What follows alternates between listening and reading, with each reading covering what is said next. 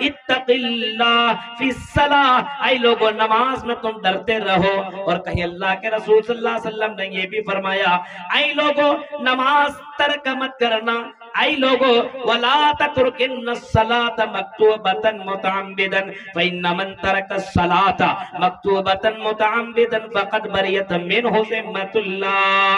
इबादतों में कयामत के दिन सबसे पहले इसी नमाज के बारे में अल्लाह ताला तुमसे पूछेगा, सवाल करेगा, क्वेश्चन करेगा।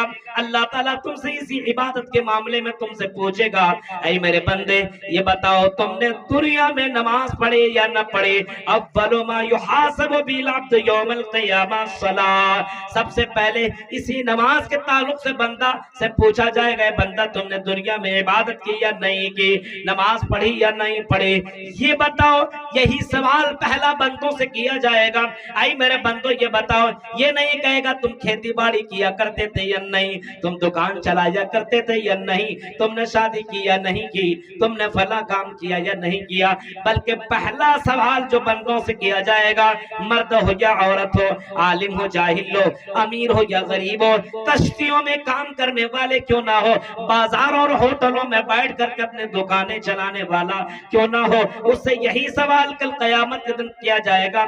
अव्वलु मा युहासबु बिल अब्द यौमल क़ियामा अस्सलाह, पहला सवाल इसी इबादत के ताल्लुक से किया जाएगा।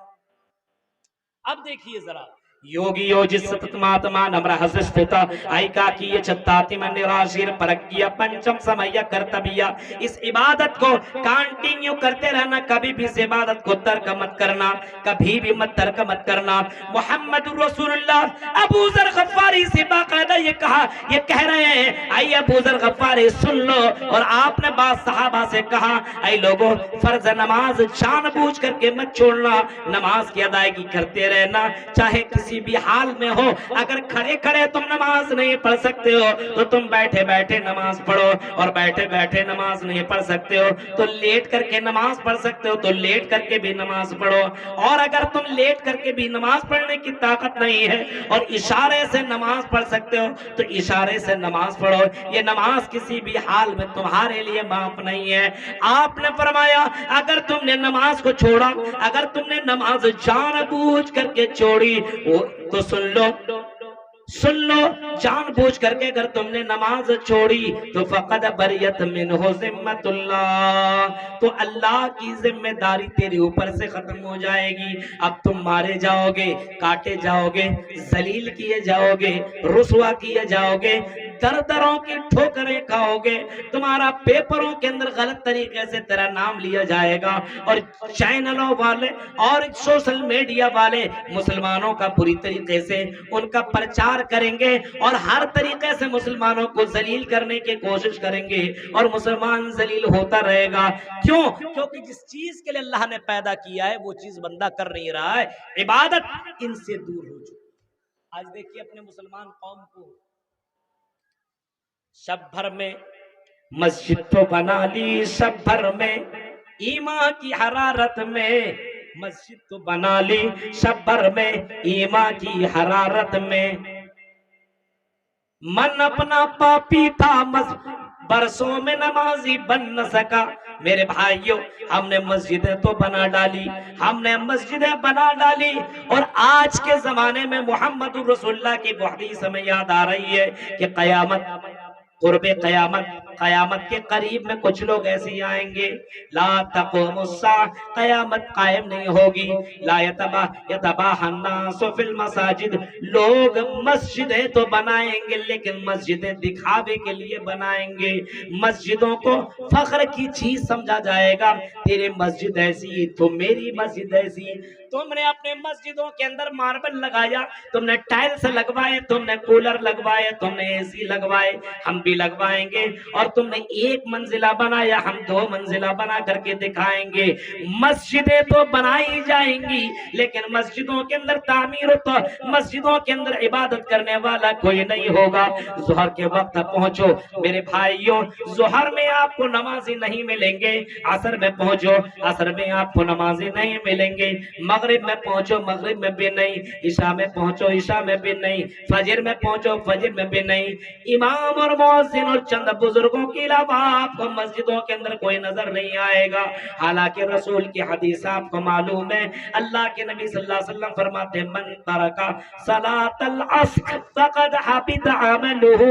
आपने फरमाया जिसने असर की नमाज छोड़ी, जिसने असर की नमाज छोड़ी तो अल्लाह ताला उसके तमाम अमाल को बर्बाद कर देगा। इबादत देख रहे हैं आप, इस इबादत को छोड़ना मत, हिंदू धर्म में कहा गया और इस्लाम में भी कहा गया इस इबादत को तर्क मत करना। कितने नौजवान नमाजी हैं, कितने लोग नमाज पढ़ते हैं, कितनी औरतें नमाज पढ़ती है। गौर कीजिए मेरे भाइयों, आज औरतों को तो छूट मिली हुई है, वो तो नमाज ऐसे भी घर में नहीं पढ़ रहे, जुमे के दिन कहां पढ़ेगी, जुमे के दिन उसके लिए नमाज के इंतजाम ही नहीं है। मर्दों के लिए इंतजाम है, औरतों के लिए इंतजाम नहीं है। और कुछ कठ मुल्ला लोग कहते हैं इन औरतों के लिए मस्जिद में जाने का अलाउ अथॉरिटी नहीं है, इनको कहां भेजो, बाजार। अब जाइए बाजार में आप, सबसे ज्यादा बाजार में, पार्कों में, इन जगहों में मुसलमान लड़कियां आपको नजर आएंगी, मस्जिद में नहीं।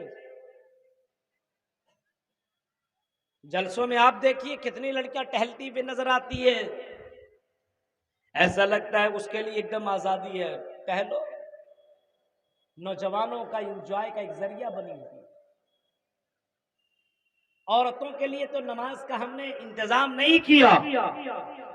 औरतें बाजार में घूम रही हैं, औरतें जलसों में घूम रही हैं, उनके लिए अथॉरिटी और इजाजत है, कोई बात नहीं, पर्दे में घूम सकती है। मौलवी साहब मस्जिद नहीं जा सकती, फितने का दौर है, फितना हो जाएगा। अब अल्लाह के घर में फितना और बाजार में कोई फितना नहीं। मस्जिद हरम भी, सऊदी अरबिया जाओ तो मस्जिद हरम को हमने भी देखा है और बाज़ उलमा ने भी देखा होगा, बाज़ हाजियों ने भी देखा होगा।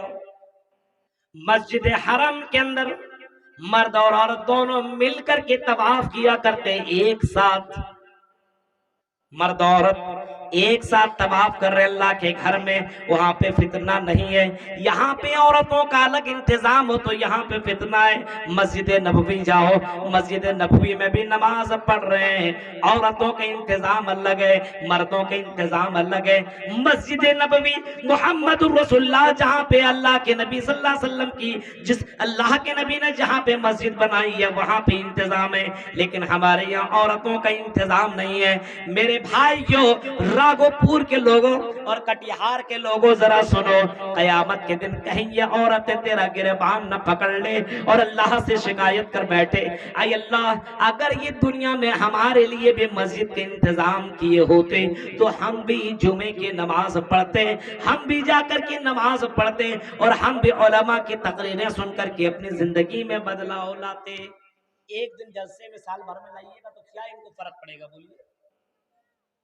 एक दिन लाइएगा तो इनको क्या फर्क पड़ेगा? इनके हाथ में आपने मोबाइल दे दिए, ये मोबाइल का गलत इस्तेमाल कर रही हैं। आज मुस्लिम नौजवान लड़कों और लड़कियों को देखो सोशल मीडिया में अपनी वीडियो बना करके कैसे वायरल कर रही है ये औरतें, ये लड़कियां और ये नौजवान लड़के। आजकल जब तक मोबाइल से 1.5 GB खत्म न कर लिया जाए तब तक उसको नींद ही ना आए और वही सब देखते रहता है। शॉर्ट वीडियो बहुत चल रहा है आज के जमाने में, शॉर्ट वीडियो।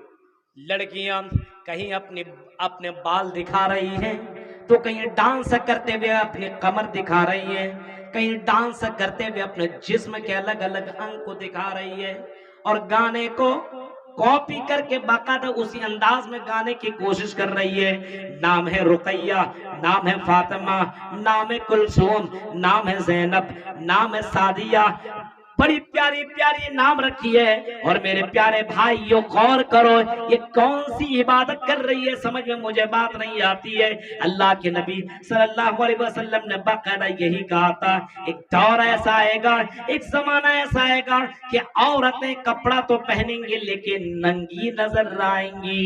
निसाउन कासियातुन नारियातुन बाइलातुन वमीलात, ऐसी औरतें दुनिया में आएंगी, कपड़ा पहनेंगी लेकिन नंगी नजर आएंगी। आप जरा देखिए, मोबाइल के अंदर देखिए, बाजार के अंदर देखिए,